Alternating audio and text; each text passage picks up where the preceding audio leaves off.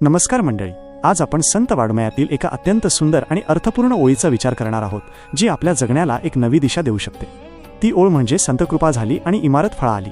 संत बहिणाबाई यांनी लिहिलेली ही ओळ वरवर पाहता एखाद्या इमारतीबद्दल बोलतीये असं वाटेल, पण इथे इमारत म्हणजे विठ्ठल भक्तीचा म्हणजेच वारकरी संप्रदायाचा उभारलेला मोठा डोलारा। संत ज्ञानेश्वरांनी रचलेल्या या भक्तीच्या पायावर पुढे नामदेव, एकनाथ आणि संत तुकाराम महाराजांनी मिळून एक अभेद्य वास्तू उभी केली।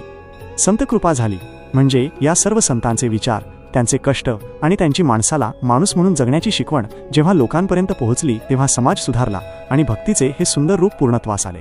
या अभंगाची सर्वात मोठी शिकवण हीच आहे की आयुष्यात कोणतीही मोठी आणि चांगली गोष्ट एका रात्रीत उभी राहत नाही। त्यासाठी सुविचारांचा पाया आणि सत्पुरुषांचे मार्गदर्शन खूप गरजेचे असते। जेव्हा आपल्याला चांगल्या विचारांची साथ मिळते तेव्हाच आपल्या आयुष्याचे सार्थक होते। हे आपण आपल्या रोजच्या जगण्यातल्या एका सोप्या उदाहरणावरून समजू शकतो। समजा एखाद्या गावामध्ये काही सुशिक्षित आणि अनुभवी लोक एकत्र येतात। ते गावातल्या तरुणांना एकत्र करून एखादा चांगला उद्योग कसा सुरू करायचा, शेती कशी आधुनिक करायची याचे मार्गदर्शन करतात। तरुणांनी मेहनत घेतली आणि ज्येष्ठ मंडळींचे मार्गदर्शन लाभले की काही दिवसांतच तो संपूर्ण गाव समृद्ध होतो। इथे त्या मार्गदर्शक लोकांची लाभलेली साथ म्हणजे संतकृपा आणि गावाने केलेली प्रगती म्हणजे इमारत फळा येणे होय। थोडक्यात सांगायचे तर जेव्हा आपल्या आयुष्यात चांगल्या विचारांची पेरणी होते आणि मोठ्यांचा आशीर्वाद मिळतो तेव्हा आपल्या कष्टाला नक्कीच मोठे यश मिळते। चला तर मग आपणही संतांचे हे विचार डोळ्यासमोर ठेवून आपल्या आयुष्याची इमारत सुंदर बनवूया।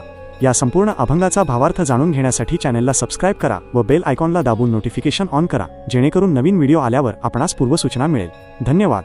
रामकृष्ण हरी।